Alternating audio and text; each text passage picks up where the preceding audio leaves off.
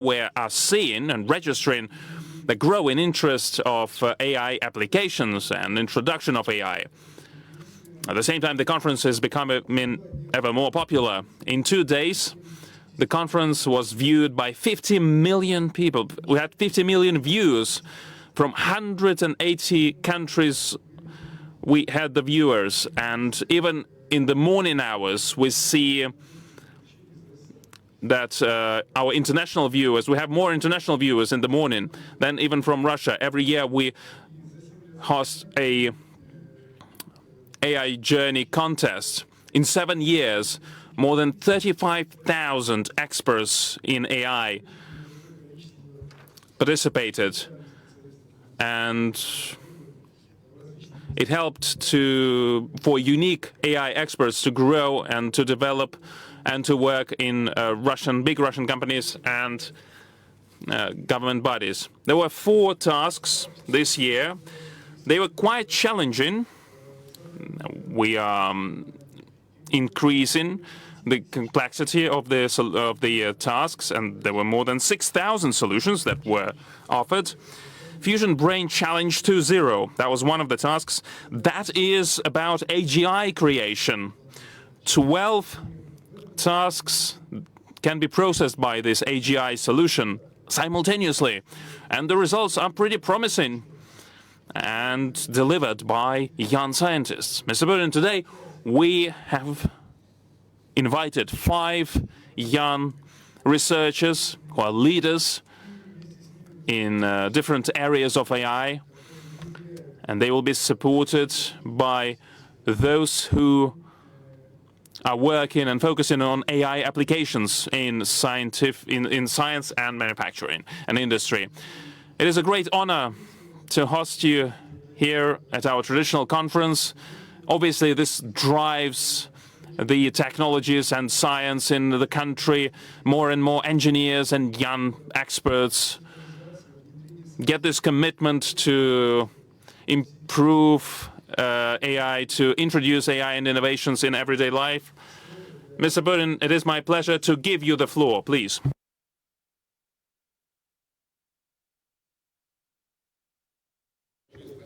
Thank you very much, Mr. Gref. Dear friends, I'm glad to welcome the participants of the annual conference of Sberbank Artificial Intelligence Journey, scientists, engineers, entrepreneurs who are here today in this room, and of course the whole audience, hundreds of thousands of people from different countries of the world watching the events here, and as Mr. Gref has just said, remotely.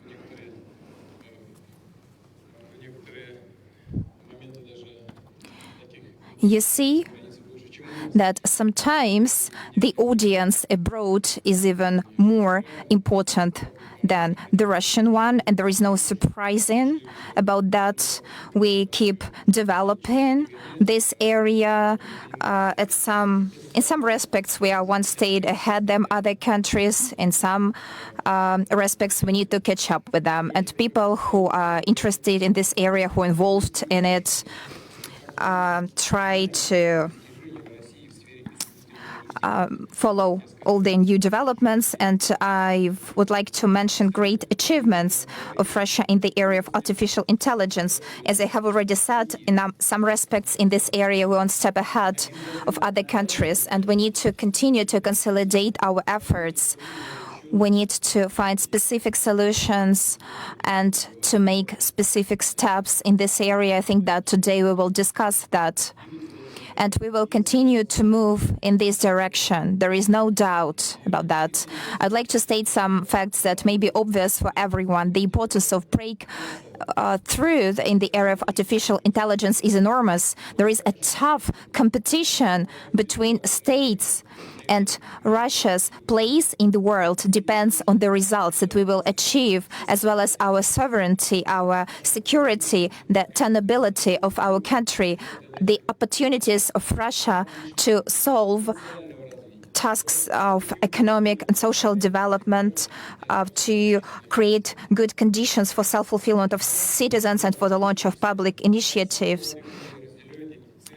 At a high level. And I'm glad that a lot of people, including youngsters, share these purposes and contribute a lot to achieving that. I would like to thank Russian researchers who have recently embarked on their path in science, but they are already establishing the technological potential of our country. They include a whole range of young scientists. They include Alexei Naumov, Sergei Samsonov from the High School of Economics, Vladislav Buzdin, and Inna Minashina from the MIPT, Denis Trudakov from the Institute for System Programming, Ruslan Lukin from the Innopolis University, Anna Kaluzhna and Nikolai Nikitin from the ITMO University, Ivan Aseledets from Skoltech, Semyon Budony from the Artificial Intelligence Institute, Yelena Sokolova from the Sber Laboratory.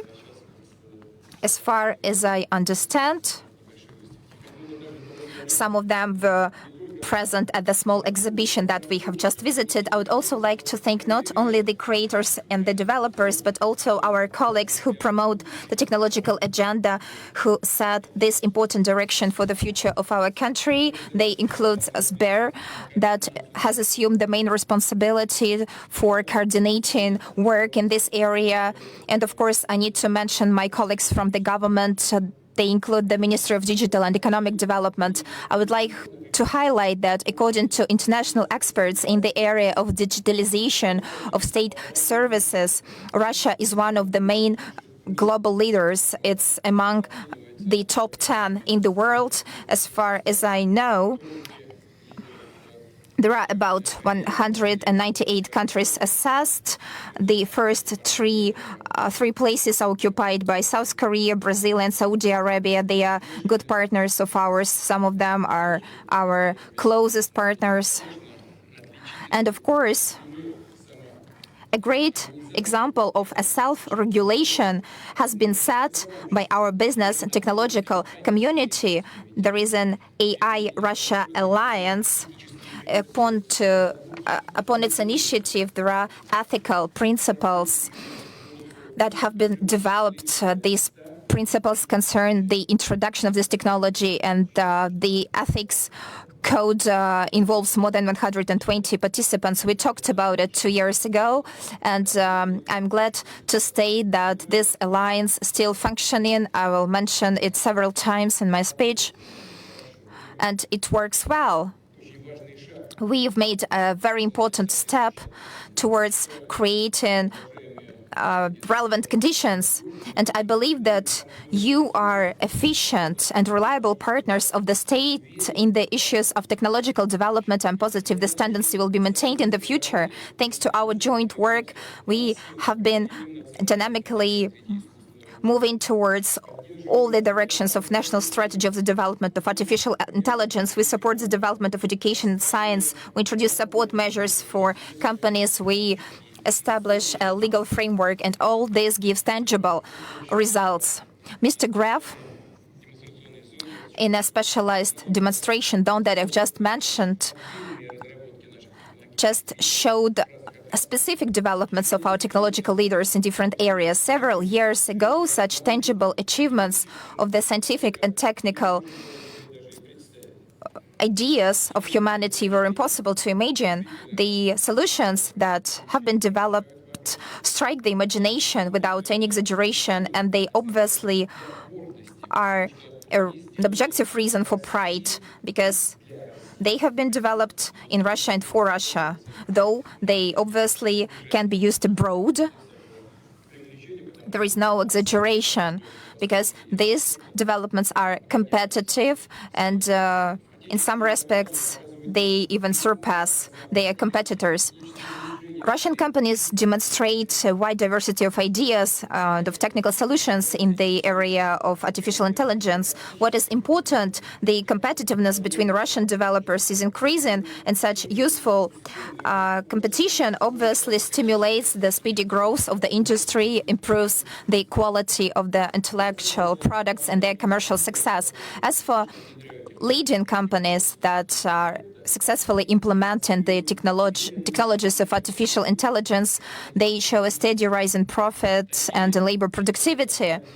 and even such separate examples have a greater influence to improving the efficiency of the whole national economy. At the same time, the potential of a further growth is just enormous, and we need to put it into practice.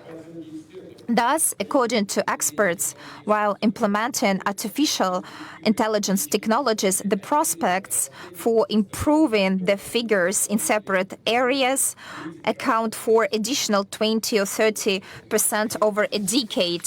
As far as I know, Sberbank has been among the first ones who has tested and integrated some technologies of artificial intelligence, and there are good results. I can say that they are impressive. Last year, every 6 ruble was gained due to artificial intelligence technologies that allowed us to increase the quality of the services provided by Sberbank for citizens and for business. I would like to highlight that we have traveled an important part of the journey. We have established the foundation that is necessary for a speedy development of the artificial intelligence. Today, Russia has scientific achievements, unique researches creating breakthrough technologies of a new area. We have accumulated the first experience of their practical implementation. The tasks of the new step for this decade is to ensure an introduction en masse of the artificial intelligence. It should cover all the areas of economy and social area and the system of state management. When Mr. Grev worked in the government, we kept talking about that. Mr. German was highly interested in this area, and we said that it was important to move to a new stage in the management in general. And what we're doing now, what we'll do in the future, thanks to the help of Sberbank in particular, convinces us that we are on the right track. We need to be able to establish a true technological and digital and in some respects cultural, educational, value-based sovereignty of Russia and of the whole society of our country. I think that such priorities are to be set forth in the renewed national strategy for the development of the artificial intelligence. In this respect, I'm asking the administration of the president, together with the government and the IT Russia alliance that I have just mentioned, to prepare a relevant draft decree. We will study it together and then we will adopt it. Dear colleagues, a successful introduction of artificial intelligence, as well as an efficient management of a region, of a company in a modern world, requires a data-driven management. First of all, it means that the decision-making process largely depends and not on the intuition, which is also important. But I would like to say that intuition itself is based on experience and the amount of data accumulated in one's mind. But in this case, even this is not sufficient, and we need to make this decisions not only on the basis of an intuition, but also on the basis of collected and structured data and on their deep analysis. And in this respect, the technologies of artificial intelligence play a more and more dynamic and important role. At the same time, I'd like to highlight that in order to switch to such a modern model, we need readiness, maturity, and prerequisites. What prerequisites am I talking about? Maybe I won't say anything new for this audience, but nevertheless, I would like to say that, first of all, we need to use advanced technologies of lean production, which are to develop best procedures and to decrease losses. People say that if you digitalize chaos, you will have digitalized chaos. That's why being involved in digitalization and the use of artificial intelligence technology, first of all, you need to get under control your own household, as they say. The second element is a system of project management.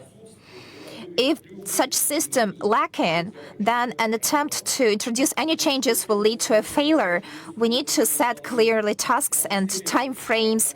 We need to be result-oriented, and the result should be tangible. We also need to underpin that with necessary resources. I'll reiterate, those are the main conditions that we need to establish a data-driven management system, and it's very important to introduce it in business and in state bodies. In this respect, I'm asking the government and the State Council in the framework of their work on digital transformation to prepare and them to implement the switch of the whole system of state authorities on the federal and the regional level to the data-driven management system and a platform-based approach. I would also like to add that we need to strive for the performance of this task in all state bodies and in all key directions. I'm addressing, once again, my colleagues from the government and from the alliance to provide consultative support to your colleagues. I also suggest that our Federal Competence Center in the area of labor productivity join its work. We have been studying the results achieved by some companies, and I'll talk about it in more details later. I'd like to notice that our colleagues in the area of agriculture have shown good results. Now we are solving the tasks of improving the efficiency of businesses through the mechanisms of a lean production. I think it will be a good decision if we expand its mandate. The center is to be focused on the issues of introducing artificial intelligence in the social and economic area, as well as in state bodies, in federal ones, as well as in regional ones. I would like to highlight also what Mr. Greif has already said. Moscow, today I'll refer to its experience several times, has made an important step towards a digital transformation in a lot of areas. In its turn, the Moscow region is on the verge of implementing a landmark project.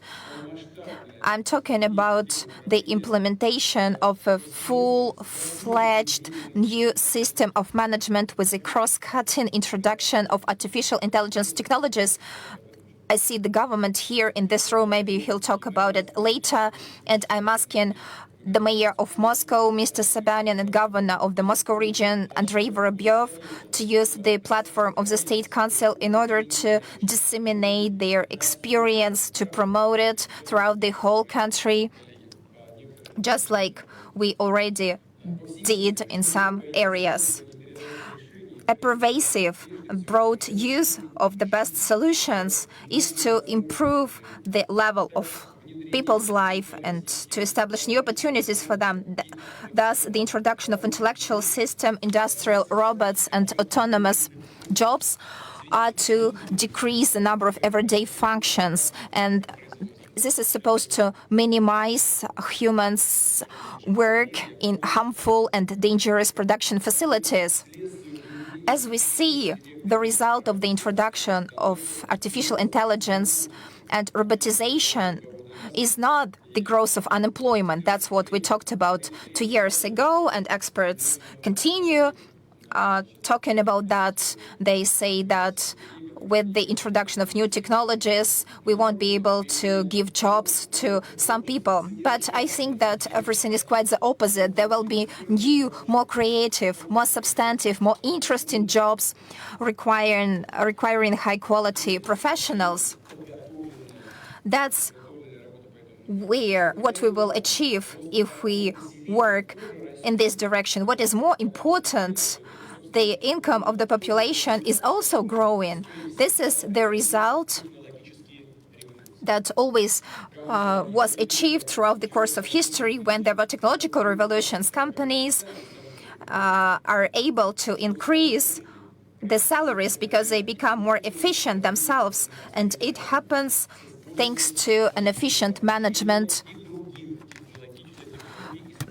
on the basis of data with the use of machine learning and other technologies. For the Russian business to discover its potential, the state is to establish preconditions on every track, and I will dwell on separately on all of them. So the first thing, the introduction of innovation is not to lead to significant costs for business. That's why since the 1st January 2023, while purchasing and introducing Russian solutions, including in the area of artificial intelligence, business will be able to use tax benefits and to allocate additional resources toward the technological renewal. For example, while calculating the income tasks, we want to take into account the sum which 1.5 times more than the expenses of the company on the purchasing of modernized Russian technologies, and asking the Federal Tax Service to watch closely how conveniently and rapidly these tools will work. The second thing, in order to establish work with data and a cross-cutting digitalization of business processes, which is also important, we need to ensure the cloud infrastructure.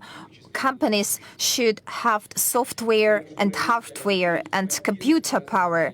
I'm asking the government to ensure to provide support in this area and to designate special mechanisms in this framework. I would also like to add that in general, we need to provide assistance to the development of our own sovereign cloud technologies, such as different platforms, services that allow companies, citizens, and authorities to use resources via internet, to work in apps, to store information, and to calculate.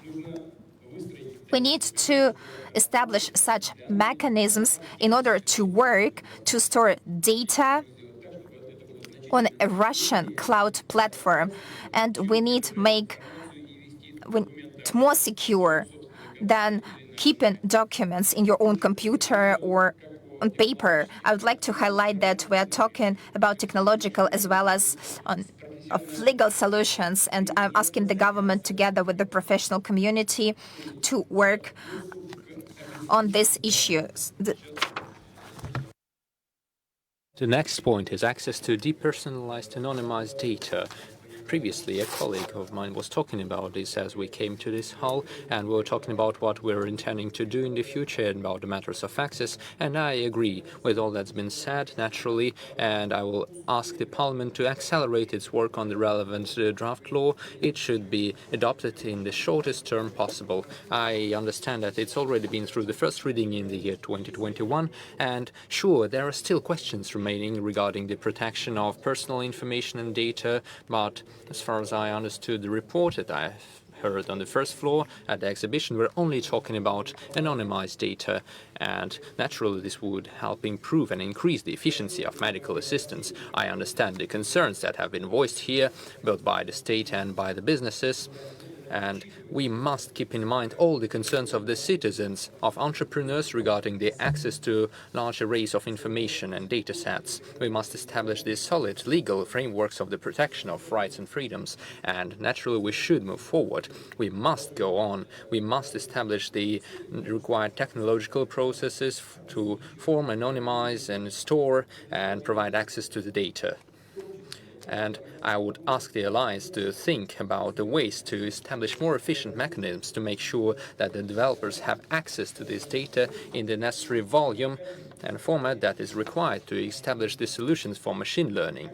I would also ask the executive authorities at all levels to carefully consider, as I already said, the experience of Moscow. The website of the Moscow mayor has a special section where you can get free access to the data on various areas of the city's industries and economy, for example, the transportation, utilities, and so on. And this information is anonymized. It does not comprise any personal data. You cannot identify any particular person or interfere into the private life, which is naturally very important. The fourth point, we've already implemented a large-scale program of support for information technology sphere, and special grants are provided for startups to develop new and continue the current existing projects in the area of artificial intelligence. We also encourage them to create open, accessible libraries of best practices and solutions for the developers. And let me underline that this is an additional measure that works efficiently. It is highly demanded by the developers of artificial intelligence, and which is exactly why we have increased the grant by a third to up to 30 million rubles, and I believe it necessary to continue supporting the technological companies and startups, and I suggest that the Alliance should introduce its specific proposals in this regard. I will not give a list of all the benefits that are provided in this area. I am sure that you're well aware of them, and we believe, and we already talked about it, that naturally they are innovative in their nature. They support the industry. Fifth point, much has been done to adjust the legal playing field to introduce the new technology, to ensure secure testing of autonomous vehicles in all the environments, both on the ground, in the air, and on the sea. We have established the experimental legal frameworks. We must move on towards the development of modern, globally competitive legal foundations for the industry regulation on the use of artificial intelligence and data processing. We've talked about this many times with our colleagues from the businesses, and we understand that these limitations are significant for the future development, and we will keep working with you to analyze the situation and take the necessary decisions, and they must be taken in a timely manner. I fully share your approach to these matters, and of course we must work very carefully to lift the so-called legal barriers which are still in place. Therefore, I would ask the government, together with the alliance, the developers, the companies of the industries, to introduce their own proposals to change or amend the legal standards, the technological standards and rules, and any other industrial norms which prevent the introduction from artificial intelligence, and we must do this in each specific branch and industry. Everything should be as specific as possible to make sure we're working efficiently. And I'm sure that today the representatives of the business will talk in more detail during the discussion about the necessary changes and amendments to the legal framework. Let me mention only a few of them, which are, so to speak, on the surface. Let me talk about the areas where it is absolutely obvious that artificial intelligence, both in its quality, its speed, and the impartiality of decision-making, already surpasses humans in some cases and will keep on its future development. The intellectual systems are online every second, controlling the condition and the health of drivers, including public transport drivers. No medical worker can deal with this task on their own. The algorithms of artificial intelligence can be used for virtual testing of devices, including the unmanned vehicles, before they go on to be used on the roads. And therefore we can limit the expenses for the testing and limit the risks for the people. And finally, we can move on from the timetable-based repairs to the repairs based on the de facto state of a vehicle or a machine. So instead of the formal approaches, we will move on towards risk-oriented approaches, preventive approaches, when the algorithms will be monitoring the condition of the components and the details of a machine and inform of any possible failure or breakdown in advance. We also need to embed new technological tools into the standard procedures. For example, in Moscow, the use of the technologies of artificial intelligence to support the medical decision-making process has been included in the clinical recommendations and the tariffs of the obligatory medical insurance, and as a result we've improved the quality of a whole number of medical services. We've improved the diagnostic accuracy and research accuracy. Therefore, we're saving the lives and the health of the people, while at the same time establishing a good economic effect, since we're decreasing the need for complex, expensive surgeries, and people spend less time on sick leave. And also we're improving the quality, which is most important. We must hurry up in the introduction of such approaches at the federal level, and I would ask the healthcare ministry to pay special attention to the digitalization and the use of modern technological solutions. Such work is being carried out, and we're aware of that, and the healthcare ministry is using all of that and intends to keep using that. Certain plans have been made. This work is important at all the levels of healthcare, but especially I would like to emphasize that it is most important in the primary care, and here we must talk about this to our colleagues in the regions and the local areas. The next point, I offer to provide companies with the budget subsidies on a systemic basis, and we must establish the requirements to improve the efficiency and the obligatory use of modern technologies, including artificial intelligence. We're not only talking about encouraging the entrepreneurs to progress, we also need to use the innovations to achieve growth of the main indicators, including the labor efficiency, to make sure that we have the necessary feedback, to make sure that we can react to the data that we receive as the work with the business. Speaking of the agricultural producers, they have also been mentioned today on the first floor. We must follow the next logic. If you get the subsidy, you improve the labor efficiency, and this is exactly what we do. Therefore, you improve and increase the output of the agricultural products, and you can achieve such results thanks to the artificial intelligence technology, and this is already the reality that we see today. And this is not something out of science fiction. We are all well prepared and educated in the matter. You know what we are talking about. Time and technological development are accelerating, and each industry or company or organization should make haste and adjust their approaches. They should leave behind their old thinking and move towards the future, and every hour, every minute they must learn something new. Therefore, I believe that each national project or a state program must contain the specific measures which are aimed to be implemented and introduced in the industries, and we must introduce artificial intelligence in them. And our major companies adjust their own investment plans, and let me emphasize that. In their own investment plans, they say that one of their key priorities is the introduction of artificial intelligence technologies. This is what should be done. And we do have the finances and the necessary resources, quite a lot of them in fact, and we must use that to find solutions for the problems that we're discussing today. I would like once again to address the Alliance. I ask you to involve all the representatives of the key industries of the economy and the social area, and together we can define the most relevant, the most required technological decisions and solutions in the area of artificial intelligence, which can be used in the specific industries.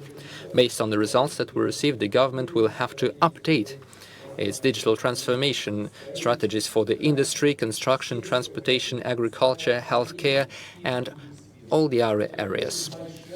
This means great, large-scale work which is absolutely necessary for us all. I would also ask the Alliance to provide comprehensive methodical and consultative assistance to the industries and the organizations. And in each industry in particular, we must establish the centers of industrial competences for the practical use of the Internet of Things technology, machine learning, and data processing. We must also establish an annual list of best solutions in this area. Moreover, I suggest that the professional community should introduce a clear metric for the assessment of the products and solutions offered by the artificial intelligence developers, to make sure that any entrepreneur or public servant can understand the technical characteristics and parameters that can be used as they choose the specific technology or software. Distinguished colleagues, I would like to talk about one fundamental defining issue: the professionals. Artificial intelligence works well for the interests of the people if it is created and used by competent people, well-prepared people. Today, companies are hunting for specialists in the area of artificial intelligence. I will not go into specific names here, but as we say, on the market, these stories are well known. A person leaves one company and joins another one, and immediately their level falls behind, and they are experiencing problems, which means that finding equally qualified workers is difficult. The shortage of professionals in this area is enormous, and we must find answers to these challenges. This is the common job for the state, for the businesses and the education system. We've already made significant steps to involve everyone into the solutions for practical tasks, both students and school pupils, but we must move forward and introduce elements of artificial intelligence studies into school curriculums for mathematics and computer science. We need to build up the level of teaching for these classes and improve the education level of teachers. And we're organizing various events that involve the joint work, and dozens of thousands of students take part in such events, and millions of school pupils are also involved, and we must continue this useful work. Let me also note that in this school year, the in-depth mathematics master's programs and programs in artificial intelligence have attracted the attention of over 3,000 students. Speaking of future doctors, teachers, agriculturalists, and people from the industries, transportation, communications, and lawyers too. Starting from this year, they can choose a special educational module on artificial intelligence. Naturally, we're only talking about the teaching of the basic principles of machine learning and data processing, but keeping in mind the pace of technological development, we must make another step. We must rebuild the educational programs in such a manner that we can ensure the high level of competence in the area of artificial intelligence among the specialists of the key industries and areas of the social sphere. And we're talking about education for the students as well as the additional education for the specialists who are already employed. And I would ask the government to formulate the specific proposals in this area. We must introduce new educational mechanisms, but also provide an efficient evaluation. And I would ask the companies of the alliance, together with the government, to develop a rating of the universities according to the quality of training for specialists with the necessary competences in the area of artificial intelligence. We need good examples in front of us, and everyone will see the results. The most important criterion is the starting salary for the graduates as they get their first job. The readiness of a business to pay a high salary for a beginner is the most important factor that can be used to evaluate the competencies and the work of the specific university. Using this occasion, I would like to thank the companies who are creating the basic study centers for artificial intelligence in their own universities and invite students for internships and support the talented young people using various scholarships and later hire them for important positions. At the same time, I believe that both the business and the state should move on and create comfortable and attractive conditions for work in our country for the specialists in the area of artificial intelligence. And I once again address the representatives of the alliance. I ask you to provide your own proposals. We have a number of measures, including the reduced rate mortgages and the military draft postponement and the simplified hiring procedures and the simplified procedures for getting the work permits for foreigners. We must improve this system. And today I mentioned the young scientists who are developing the fundamental solutions, including solutions in the specially established research centers in the area of artificial intelligence.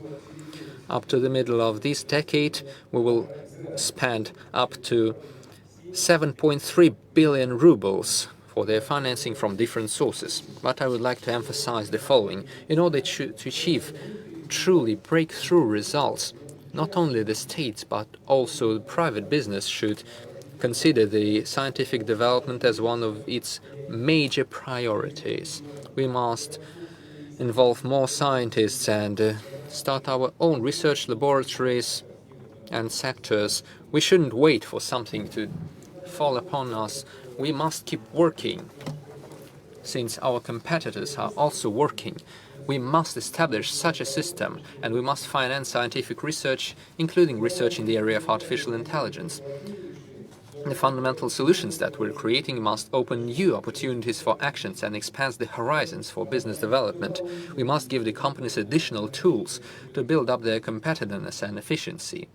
And at the same time, we must consider the foreign experience and use all the best solutions that can be found and the new developments too. But let me point out, we must not blindly copy their solutions. The solutions made abroad and then replicate them here. Instead, we must offer our own regional approaches and technologies that would ensure the solutions had the new level of quality. This is the only way to build a truly high-tech economy, the techno-economy. For example, we're currently organizing research in the area of neural networks, which would be capable of carrying out a number of tasks using various languages and various modalities. Meaning that a machine can not only reproduce the human speech, it can also reproduce the emotions and develop its own cognitive skills using more perfect calculating architectures and processing architectures. The machine keeps improving itself, and the program writes itself too sometimes. And this means that we must understand exactly what is going on inside it, and of course we must control the process. This is the new technological reality, and this is what we should be oriented upon. Entire industries should use these machine learning technologies. Speaking of the Russian software, we must create and introduce such developments that would allow us to become leaders in the upcoming years. We're also talking about the automated prototyping systems which could be using the machine learning algorithms. It would be enough to upload the starting basic parameters, and then the artificial intelligence would offer and suggest its own solutions, more efficient than the human ones. I would like to give you another example. It's related to public and financial institutions, including global ones. Today, it is obvious that such institutions are to reflect new reality of a multipolar world.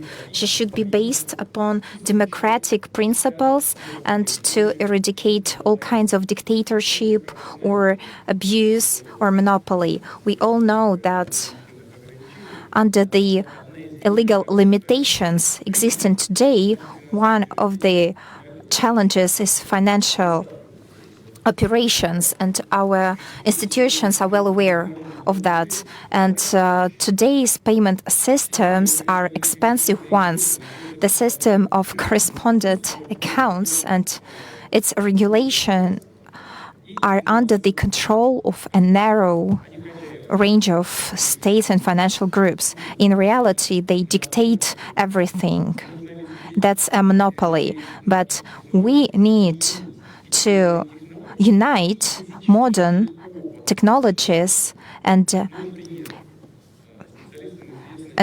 thousands of years of experience of the humankind. Specialists are acquainted with the Hvala system that existed hundreds of years before Western bank system was created, and it assumed and still assumes the functions of international financial operations. The essence of the system is the following. The sender gives money to a broker in the same country. The recipient gets this money in another country. Brokers, on their behalf, conduct mutual money transfers, as now it would be called a clearing system on the basis of digital currencies and decentralized registers. A new system of international payments can be established, and it will be more secure for all the participants, and it will be independent from banks and third countries. And I am positive that something of the kind will develop, because no one is satisfied with the dictatorship of these monopolies, and it harms the monopolies themselves. Now, onto technologies that help to reveal the potential of the artificial intelligence. These include quantum and photon calculations. I would like to highlight that Russia has important development in the area of quantum communications. I'd like to mention the Internet of Things as a cut crossing and industrial technologies. And companies that maintain state participation have concluded relevant agreements with the government. In summer, at the Council on Strategic Development and National Project, we analyzed in details challenges in this area and we drew the right conclusions, and the implementation of these projects will fall within the relevant time frame. I also think that it's important to pay attention to another area where Russia is a bit behind from the leading countries of the world from the point of view of the introduction. I'm talking about industrial robots. I've already mentioned them. So in this respect, I'm asking the government to develop and approve a new federal draft on the development of Russian robotics. We need to develop a legal, tax and regulatory regimes and necessary measures of state support, as well as a mechanism of financial support and their subsequent implementation. So our colleague has just talked about KAMAZ, but I think that it concerns the whole economy. I also think that it's necessary to watch permanently this work, the work on cross-cutting technologies, and we need to consolidate the connection between science and business. We need to maintain a constant dialogue with researchers, engineers, technological companies. We need to develop solutions and to leave the barriers. So we need to act in the same way that we suggest we act at such conferences as today. In this respect, I'm asking our main companies, Rosatom and the Russian railroad companies, with the support of Sberbank, to organize and to host next year a new conference of new technologies of calculations and data transferring, while the Ministry of Industry, together with its partners, is to hold a conference on new industrial technologies. I'll try to find time in my schedule and to take part in these important events. We'll also try to invite colleagues from other countries, those who want to take part in that. We continue cooperating with a lot of them. They take part in this SCO, in BRICS, and there are other partners that are not members of these associations will continue working with us. And I'm deeply convinced that new solution changing the world can be created only through a close cooperation based on trust and high ethical standards. It concerns all technological directions, but particularly artificial intelligence. There are a lot of examples showing the most complicated algorithm developed on the principles of an open code, thanks to the work of thousands of programmers creating open libraries of solutions and developments. That's why in the area of the introduction of artificial intelligence, we will consolidate the cooperation with our interested partners from BRICS and SCO and other partners too. We will continue joint researches and the implementation of educational programs. We will use the potential of the advanced technologies for the benefit of our citizens, and relevant documents on cooperation have been already signed. We will continue working in this direction. Dear friends, the results that we will achieve in the area of the implementation of the artificial intelligence technologies will depend on our joint forces, on the readiness of business to consolidate its technological positions, on the ambitions of the state authorities and their willingness to improve the pace of changes and to open the way for new technologies. Since next year, we will start monitoring the results of the implementation of artificial intelligence technologies in our economy social sphere. That's why I suggest that we develop the following tool, which is called the Index of Intellectual Maturity of Branches and Regions. And on the basis of this index, we will be able to assess practical results of the work of every subject of the Federation, of every ministry, of every agency in the area of the introduction of artificial intelligence. We need also to encourage those who are moving towards the future faster. In this respect, I suggest that we establish an annual prize for young scientists and engineers for scientific and constructor breakthrough in the area of artificial intelligence, and another prize and award for achievements in the area of introduction of artificial intelligence,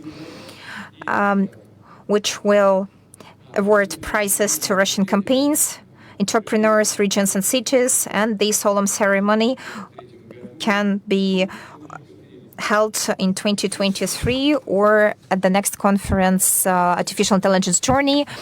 I thank you for your attention, for your patience, and I sincerely wish you success.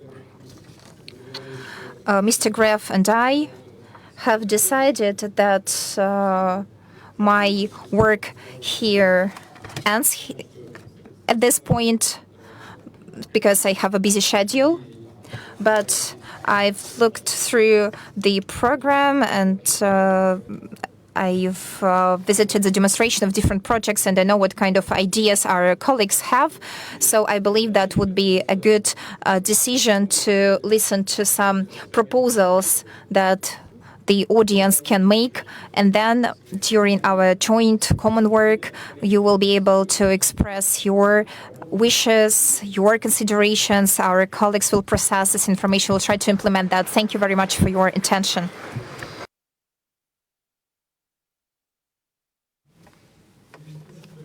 Vladimir Vladimirovich, thank you very much indeed. We actually have abbreviated the program a little bit, and we chose 3 small presentations, and the 3 young scientist speakers will present their propositions.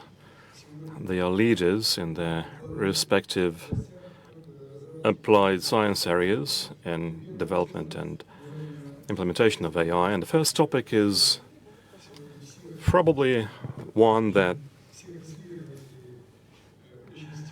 really incentivizes all the researchers.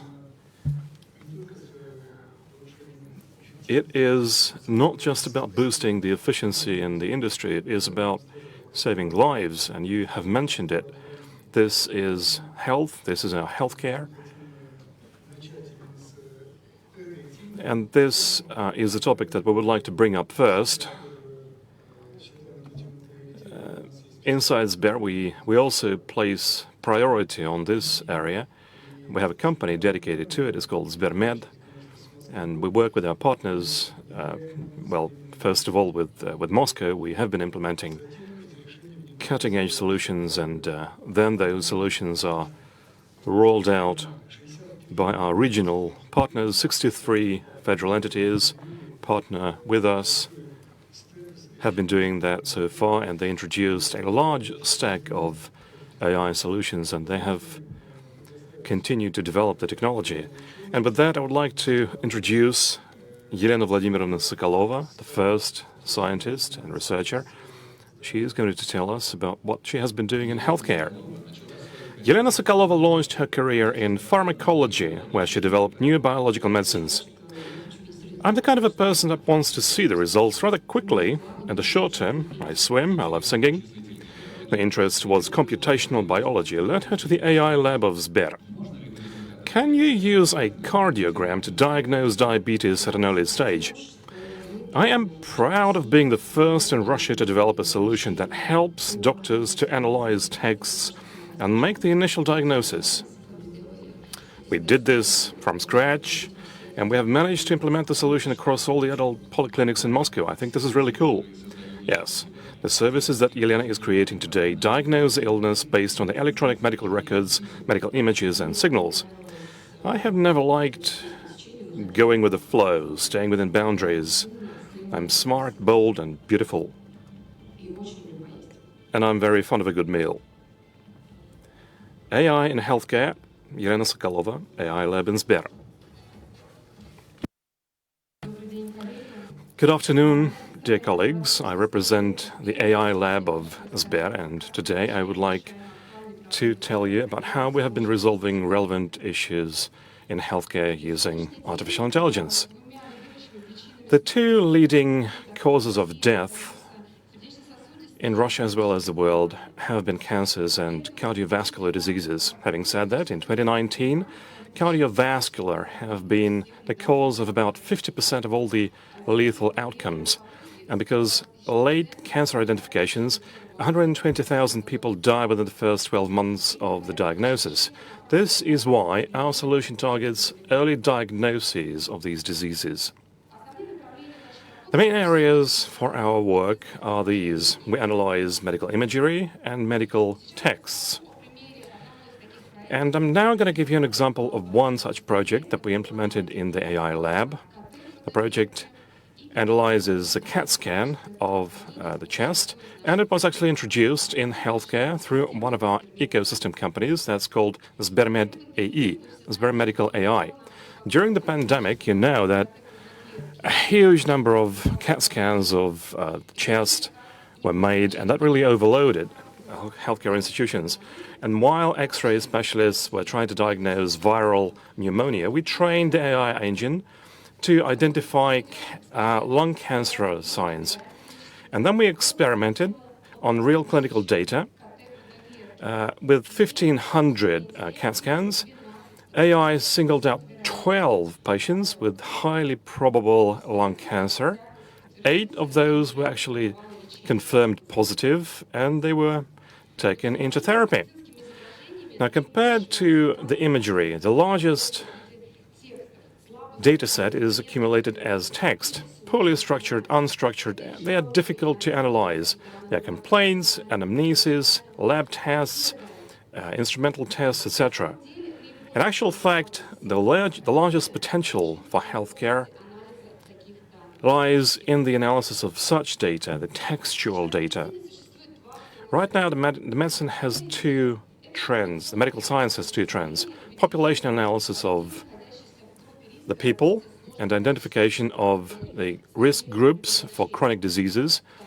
This aims to prevent those chronic diseases. The second trend is a personalized analysis of the huge data set around a specific patient so that healthcare can be tailored for this specific individual.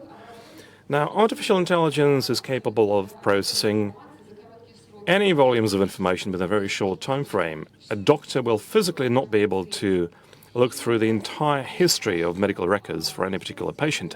This is why I think that AI tools should be ordinary, day-to-day assistants for ordinary doctors. One such tech assistant is a model that we have been developing with the government of Moscow. This model was trained on an unprecedented data set. That's about 30 million patient visits in Moscow clinics over 2 years. This is an analysis of the entire information about the patient, and a final diagnosis is popped up for the doctor as a second opinion. This is a unique tool for comprehensive diagnosis and monitoring of the patient condition. It has no analogues in Russia or anywhere else. And we actually trained this model with the Moscow doctor. These are highly trained professionals. And by implementing this in the regions, we can ensure a pretty high level of diagnostics around the nation. And this is just a small example of what we have been able to accomplish. The examples are numerous, not to be cited within this very short time frame. And just in keeping with the points already brought up, the barriers that need to be overcome in the industry for a large-scale and accelerated implementation of the AI models in practice. Now, the first such barrier is the legal barrier, the legal restrictions. What I would ask for is a simplification of regulation in terms of access to depersonalized medical records. We need to simplify testing and training the model, because without data, there's nothing coming about in artificial intelligence domain. The second restriction, probably not a restriction per se. Considerable steps have been made in this area. That's implementation and results assessment from AI implementation in practice. And here again, a unique and very successful project, that's Moscow Experiment. Moscow Experiment helped to analyze about 7 million X-ray images. That's about 40% of the entire volume of scanned images, and this should be the guarantor for the quality standard in such services and their security. And this will help us overcome a certain skepticism on the part of the medical community. The medical community should be led to understand just how good the quality and how strong the safety of our solution can be if introduced in their clinics. Now, here I would like to say that such solutions must be scaled to cover the length and breadth of the nation. We should probably start with the Moscow region because in terms of technological maturity and in terms of the regulatory maturity, this is a well-developed region. And the third point that I would like to make is that after a successful implementation and assessment of such services in practice, they must be made part of the clinical recommendations and medical care standards. And in summation, I would like to say that I sincerely believe that the strength lies in synergy. Just in any industry, in healthcare, the synergy between AI and the medical community will allow us to achieve the common goals, extending the average life expectancy in Russia to 78, best 80 years. And I think the implementation of AI services will help us achieve this target. Actually, that might happen quicker than we think. So much I have to say. Thank you. Yes, I said that I wanted to listen to you and take certain notes for myself and then analyze them, but I will react to what you just said. It is true that healthcare is the most important area of activity for any state, and the longevity and the quality of life are an indicator for the work of the state in all the areas and in the economy and in the social area. And there is no doubt that your joining the 80+ club is still the task that we're facing, and we will be moving towards achieving that goal in longevity, and we will be doing so thanks to the toolkits provided by the artificial intelligence. We already have good, positive examples which are very obvious, and we will keep working on that and alleviate any blocks and barriers in the use of such tools. I already talked about this. We must eliminate the barriers and we must analyze all of this, and I'd be grateful to you if you provided a report on these topics, and the executive authorities together with you will be taking the necessary decisions. All of the three components that you mentioned, including the feedback and the expansion of these practices, are what we will be working on in the future. I already mentioned the example of the Moscow region, and you talked about this as well. I would ask the governor to say a couple of words on the topic.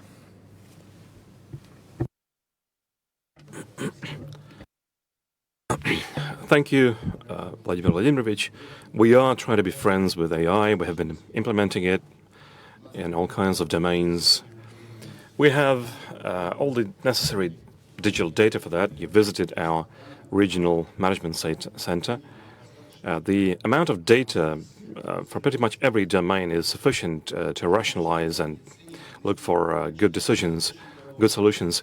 We have not been reading the images so far. It's going to be happening with us next year. But we have Svetlana, the robot, that takes about 35,000 calls on a daily basis, and it helps people to book an appointment in a polyclinic or book a house visit by the doctor.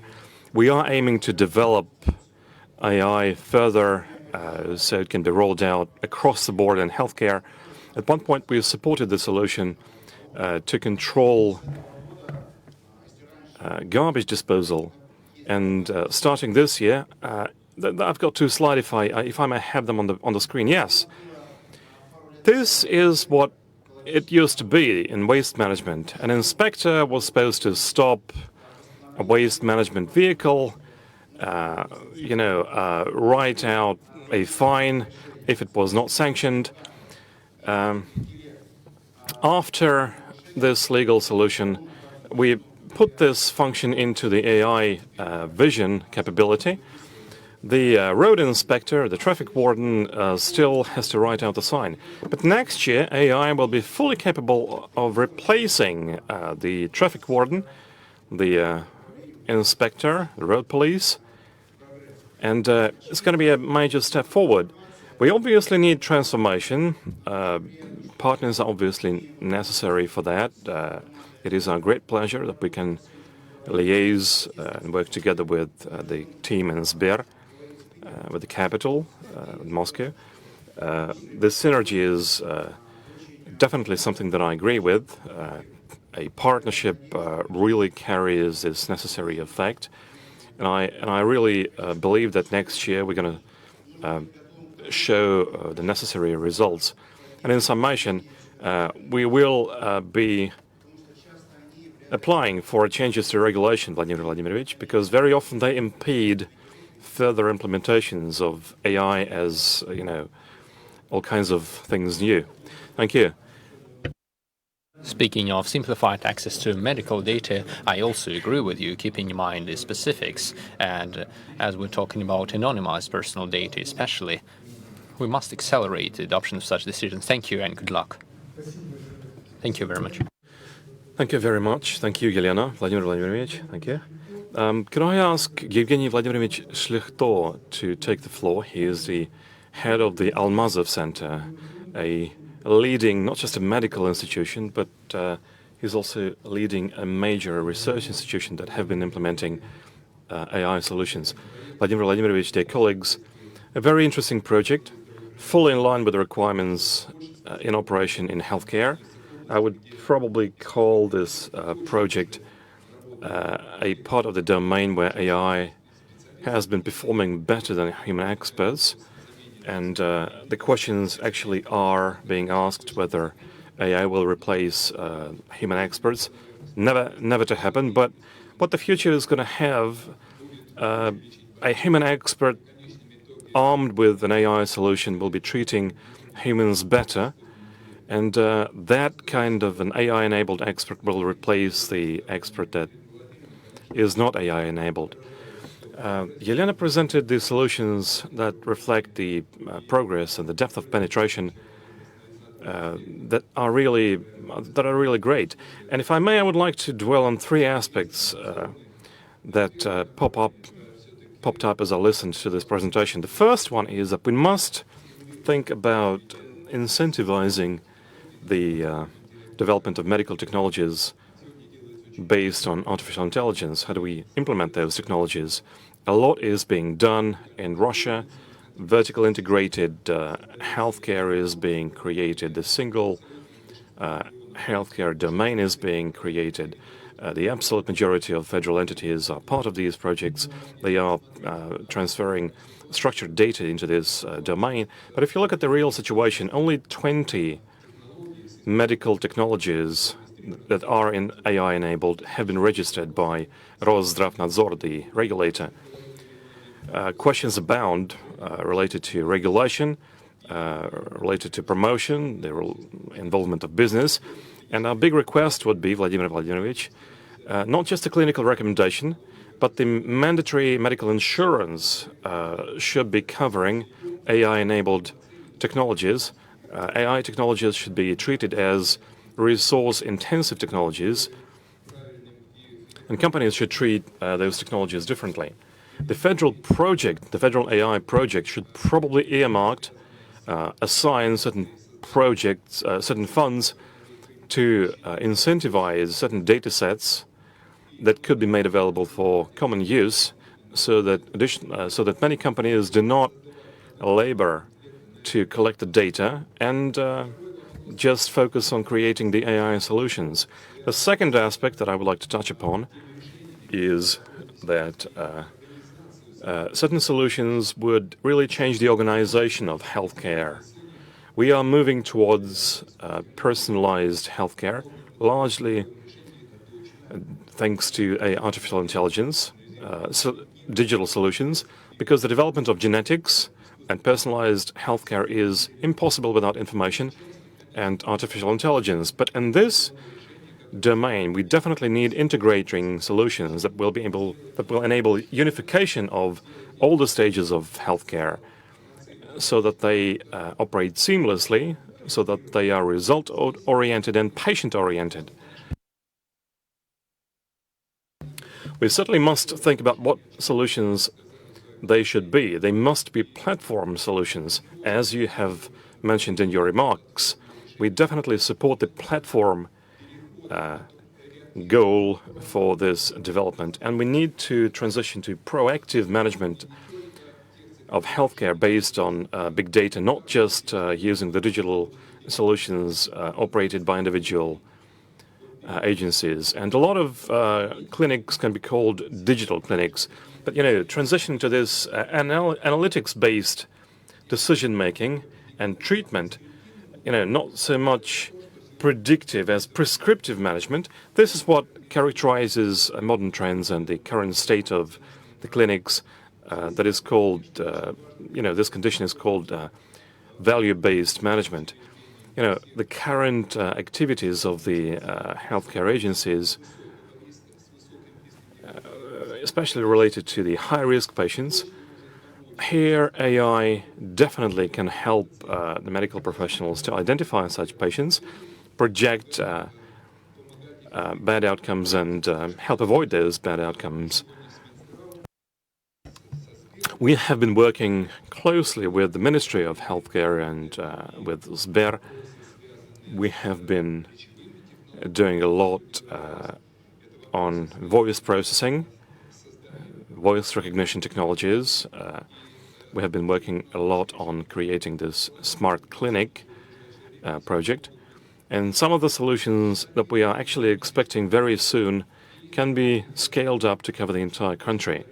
And thirdly, and again, you have mentioned it in your remarks, we do need programs for students, we do need programs for medical professionals, medical practitioners, but based on the specialism educational programs that you signed into operation, we started from the 4th year at the university, we started to draft student-oriented educational tracks based on student preferences, unique student experiences, and unique practical skills that a student may have, and scientific achievements that the student may have in senior years at the university, which is, in my opinion, very important. Obviously, there's a lot of impediments, a lot of difficulties in implementing AI in healthcare, organizational, technical, and we saw some implementations of strong AI, ethical issues, protection of personal data. I think we can move together as a team, and this push ahead will definitely be recouped in higher life expectancy, high productivity, and obviously in the delivery of all the missions that you set for the federal project. I know that you're actively implementing new modern technologies, and I heard your point about the creation of the system of incentivizing the development of such technologies, including artificial intelligence in the clinical recommendations and in the system of obligatory medical insurance. So we will be working in all of these areas. And speaking of the integrated solutions, I also took note of what you said and about the platforms that you mentioned.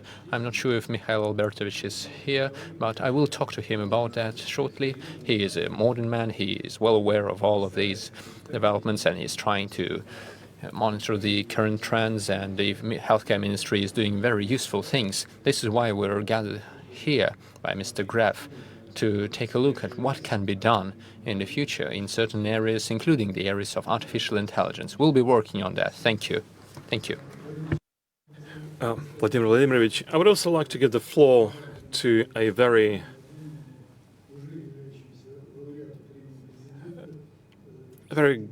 good scientist who is young but already a laureate of the presidential award. That's Ivan Seledets from Skoltech. Ivan, a few words about the things that you have been doing in creating this foundation for AI and model rationalization. Sir, thank you very much for this personal set of compliments. I'm going to tell you very briefly what we have been doing so that you understand what I was praised for.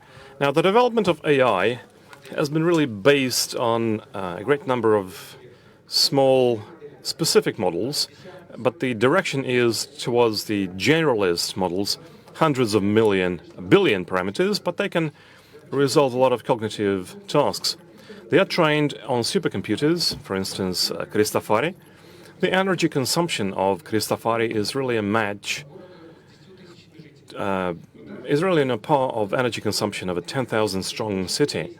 And even this capability took 4 months to train the Kandinsky model. And all the data centers of Sber really consume the energy of the size of Vidna, as a suburb of Moscow. Just think of how much they consume. Then 4 months is really a long time. Now, why is this happening? We have been evaluating the current efficiency of the current software that trains models. We think this efficiency is about 30%, and we want to boost this figure by the factor of 2. What we have been doing in this area is this. A year ago, under the federal project supporting the AI by the Ministry of Economic Development, SBER,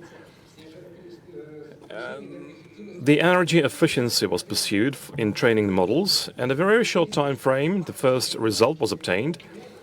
The memory consumption was brought down by about 15%, and this is dozens and hundreds of billions of rubles.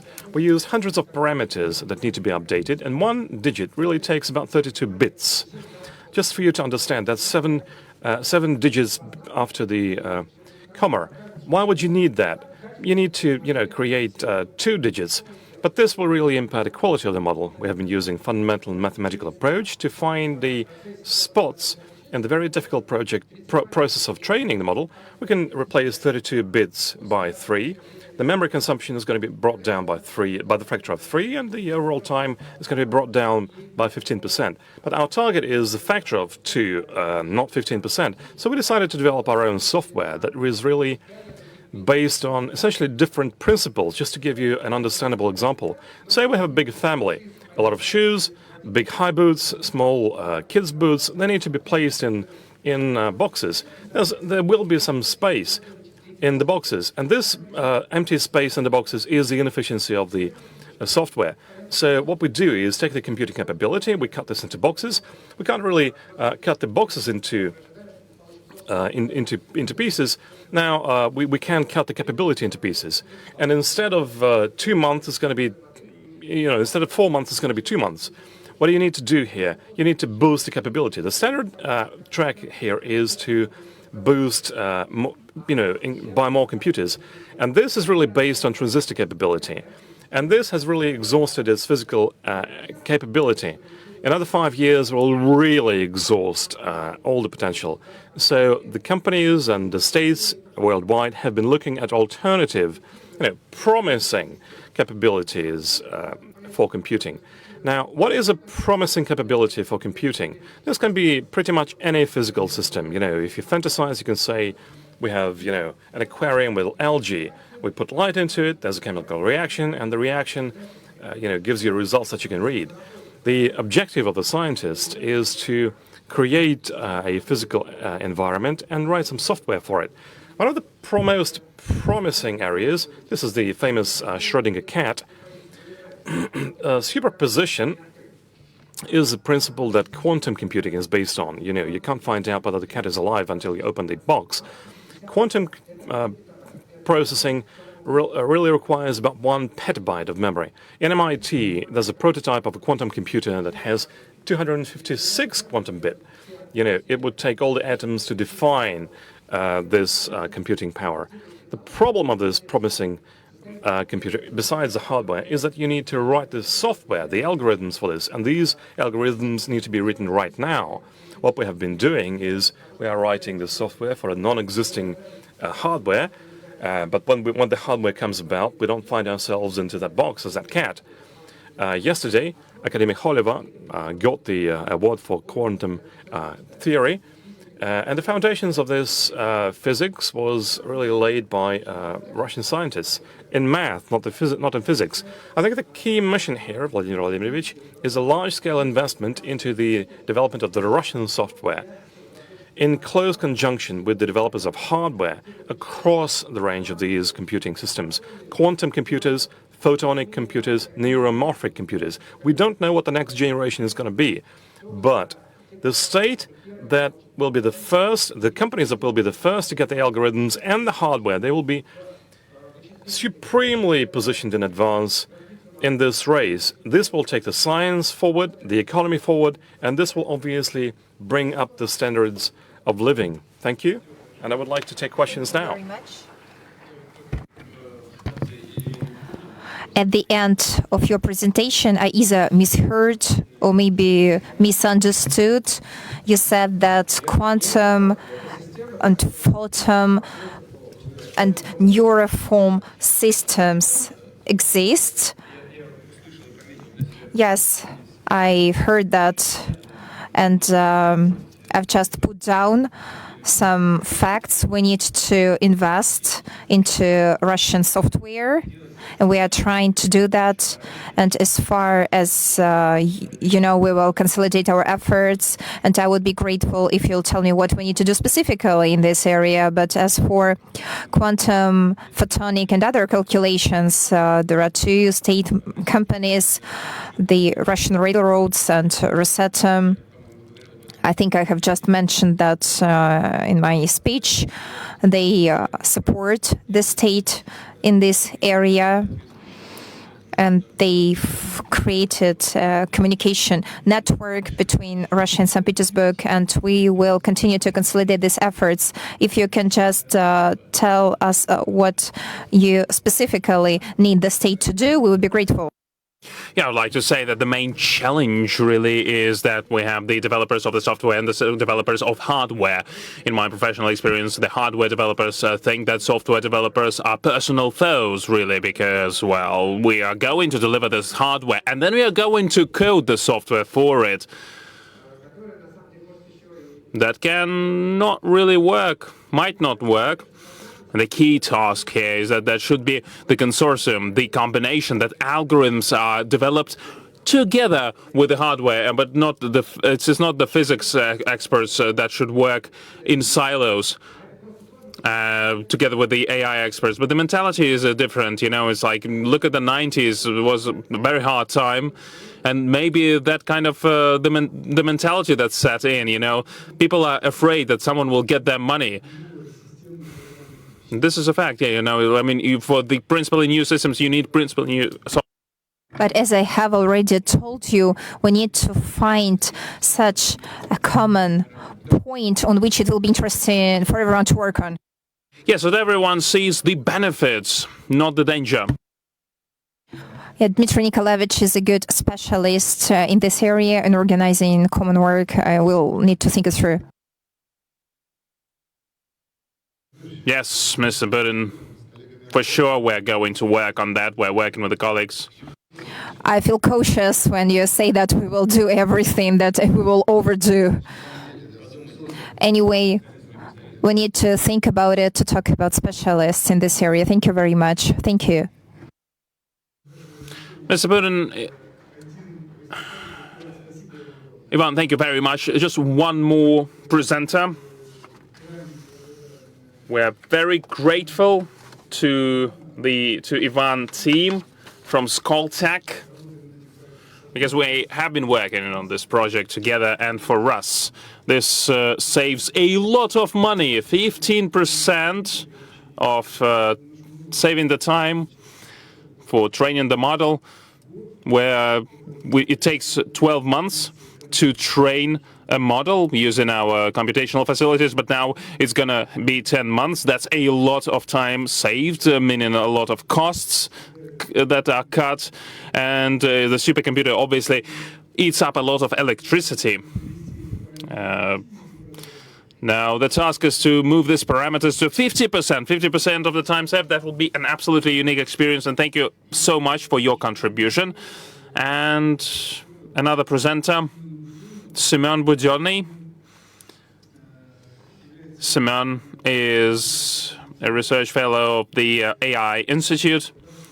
And he's working on, well, there are like around 100 unique AI talents working there. They are working on AI fusion models, the multidimensional models that you have mentioned before. And now the guys told us that that was the latest trend in AI. Multitasking, multi-language, and multi-model, multi-dimensional models, the 3M models that are really close to human intelligence. And Semyon is developing hybrid models in quantum chemistry and neural network architectures. Semyon, please, a few words about that. Are you is Semyon Budyonny Semyon Mikhailovich? No. No. So I was tricked then, you know. That's not a good thing when the head of Sberbank is deceived, so you need to watch carefully your possible losses. Mr. Putin, Mr. Gref, I would like to talk about the current trends for the AI when you create new materials. I'll try to answer 3 questions. First of all, can AI develop totally new technologies that were not available to the humans before? Then I would like to talk about the current prerequisites, current achievements of AI Institute, something that we can use to pave the way for further development of technologies. And then I would like to tell how this technology seeds can be cultivated. When we talk about the using AI in materials, I would like to talk about emergency. As the materials are moving into groups and into from the chaos, and they get some new properties, like the properties of resisting to the predators. If we talk about the groups of bees, if we talk about other animals or insects, so the AI is a complicated system as well, and it can get a new function, and it can generate new technologies that were not available to humans before. And the first question that we tried to answer was if we can decrease the current cycle of developing materials by many-fold, by many times. Now, the graphene, that's a new material that was awarded at the Nobel Prize winning committee. The Russian engineers who developed it. And the largest database is being created under the auspices of Sber, and it will be one of the biggest databases to create and synthesize new materials with AI. When we talked about the convergency, about something that has never been produced by humans before, we were talking about the time, of course, because I mean, whether it is possible to create technologies, to create new materials much quicker. Using the graph and neural networks, scientists created a quasi-crystal list. These are the materials that are basically not present on Earth. They have unique properties at the same time. They can potentially be used in electrical, in manufacturing. They have a great temperature moving qualities and properties. They can be used in metal alloys. And as you know, before humans used to focus on intuition, on the experiments and tests. It was trying to find the best recipes to create the materials, and then by aggregating this experience humans got the levers of handling these procedures, but now AI has an intuition of its own. It can do it in several minutes and can forecast a whole class of materials. This is a binary metal, and it was calculated, forecasted, and confirmed by the experiments, AI-driven experiments. It was published in one of the best journals in crystallography, best journals in the world. There are many other examples in energy as well. Our experts were able to calculate 650,000 components for electric catalyzers, and it replaced the quantum chemistry calculations for compounds. It decreased the calculation time from 3 months to seconds, and there was a new composition that was calculated, and this is not some abstract thing. It was calculated in several seconds with AI. This is a totally new structure that actually works. We understand that creating new technologies that were not available to humans before, we should not forget about the current technologies. If we talk about materials, one of the promising technologies is the photovoltaics. We have shown and we have proved that the efficiency can be improved by 0.5%. I'd like to say that 0.5% might not seem like a lot for the photovoltaic panels, but using AI to increase that efficiency by 0.5%, and that generates an additional generation of the electricity of 9 gigawatts per hour per year. And that is comparable, according to our estimates, with around 200, 500 households that can live for 1 year using this electricity. And the further AI-driven improvement of the efficiency by 0.5% can therefore get new electricity for the households. Now, we need to work in uncertainties, lack of resources, and contradictions. For example, the design that is relevant for the car manufacturers is having several contradictions. So the material have to be very light, at the same time very sturdy, and we made models that create an image of the material, and we synthesized some of these materials with 3D printers, and all these calculations were processed by generative models. We, as scientists, also look at the and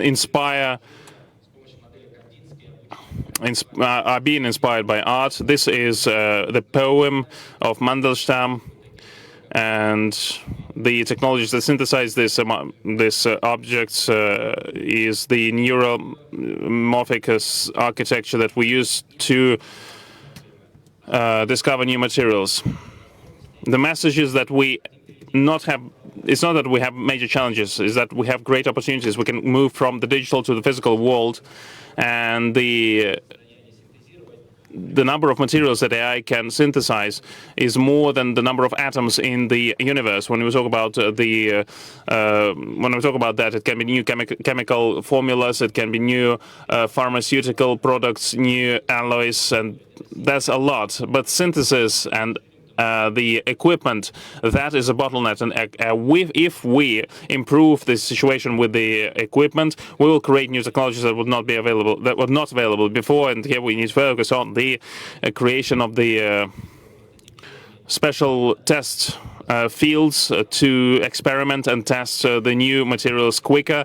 It will be AI driven, and if we create such a flow and improve this bottleneck, remove this bottleneck, this will give us new opportunities, and the state and the scientists and the businesses should have equal access to this equipment. That's it for me. I'm ready for questions. Thanks to you. The things that you say are, of course, inspiring. And as soon as you said that you're creating materials that do not exist in nature, do not exist on Earth, this in itself is very impressive. And of course, it creates enormous opportunities for all the areas of human activity, not to mention the economy. It goes every way, including healthcare and industry. Of course, this is very promising and very interesting project. And if you say that to do that, you need to create specialized polygons and have the necessary equipment. If you're having difficulties with that, I will work on that with the colleagues from the government. We will consider what can be done, and Mr. Greff will tell us something more to do, and we will specify the necessary steps that we need to take to move along the path that you're showing us. Thank you very much to you. Thank you. Thank you very much, Semyon. Thank you so much, Mr. Putin. We have 5 people here, and it wouldn't be impolite if we don't let them have the floor. If you can be brief, speak a few words about the problems at hand and the tasks that you see ahead of you. We have 2 more people left, I see. Yeah, we have 2 more people, so maybe just a quick about the problem. Yes, state the problem and what exactly you would like to see us do and have as support. So, Alexei Naumov, please, High School of Economics, can you start? Mr. Putin, colleagues, I'm working on reinforcement learning, and this is a very important task because it emerges when it is needed when you develop driverless cars, automate manufacturing facilities, data center work and handling, and reinforcement learning is underpins the systems. There are many examples where AI with using RL is playing Go and winning. This case, the RL is not just a simple AI model. It is learning as people do, as kids do when they try to learn how to work. If you look at driverless cars, for example, it also interacts with the environment, with other participants of the traffic. And it gets rewards and fines depending on the successes. And you need to find the optimal strategy that would maximize the rewards and minimize the fines. And here the major problem is the accumulated experience, the volume of that experience. And when we teach driverless car, obviously you need to spend a lot to teach it on practice. So we don't see it on the road right now that much. And many other countries are doing the special digital twins, and we need to do that right now. So in the digital twin, you can create a profile of these driverless cars and train it there. But there are problems that arise, and you have mentioned these problems. If we start using this model of the digital twin on practice, the cost of the error, the cost of the mistake is huge, and that means that you need to find the robust algorithms with the mathematical guarantees for this reliability, this robustness. My team did just that. And actually, quite often, there are groups of researchers that do great math, but it's not really applicable. And there are many teams that are doing great applications that are not really that cannot work without the theory underpinning it. We have made an algorithm that has the mathematical guarantees for the robustness. At the same time, you can move it to the real environment. So this work was praised by the scientific community. And obviously in Russia, we now need to develop this RL because it is in the automation for the manufacturing. You can cut the costs and make driverless cars in the future. And obviously we need to develop the fundamental research. We need to drive the engineering schools, because without the engineers we won't be able to launch our algorithms on the hardware. And as part of the federal project, there is you've talked about that. There are AI excellence centers, 6 of them.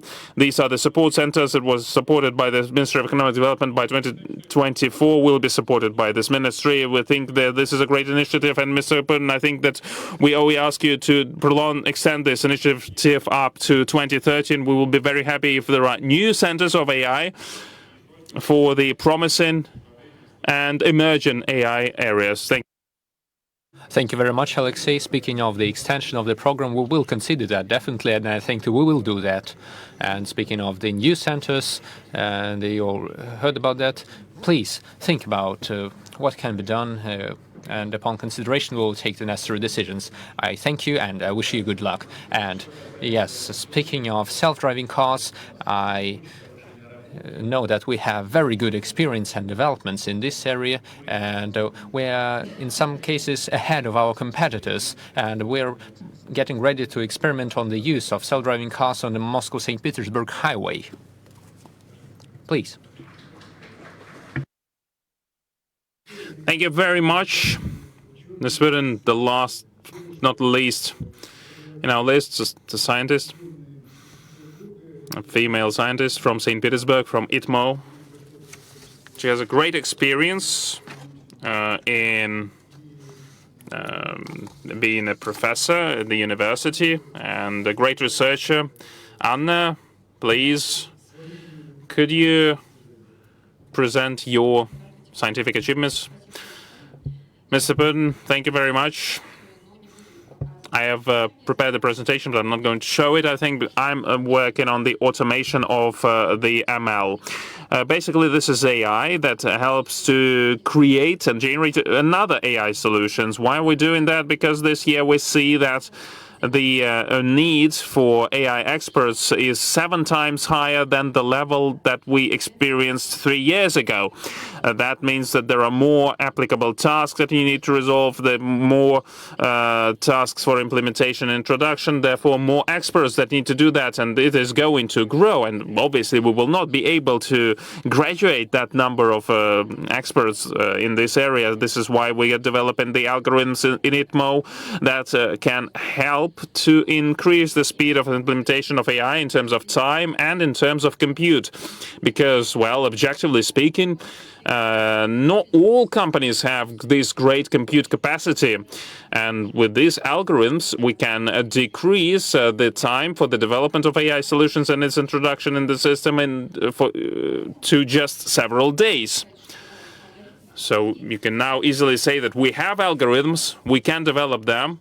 What do we lack to introduce AI in the industry on the scale? Well, first of all, we talk about data, about industrial data, because apart from the banking area or a retail, industries and manufacturing industries, they have different equipment. It's hard to generalize that. Then we have a lack of technology test fields that could work for at least the core industries, for the main processes. On these testing fields, we would be able, as algorithm creators, to show what these algorithms can deliver, and the industry experts would be able to appreciate that and to understand and what would be the risks of the implementation, because now the implementation projects are being stalled, because when an AI algorithm is developed and introduced, it leads to some additional measures that you need to implement. You need to change the entire business processes or sometimes the entire system, and this is a major challenge. And I think that on these testing fields, it would be possible to resolve this problem. That's it for me. Thank you very much. Thank you. Thank you very much.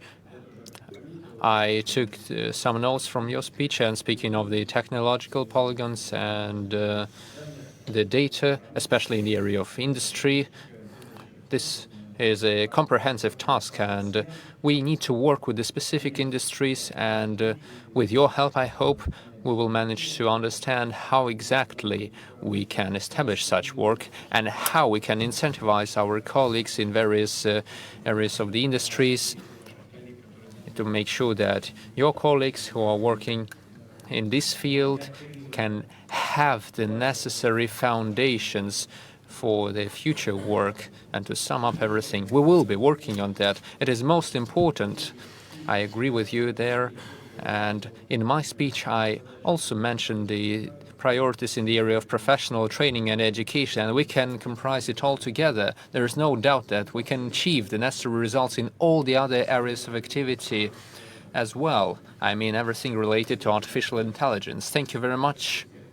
And I would like to thank all of you for your work and for today's participation in this work, for your involvement. I would thank Sber and Mr. Gref for paying attention to this serious topic, and you are not abandoning this area. You keep working on it and supporting it, just like with all the other participants of the process.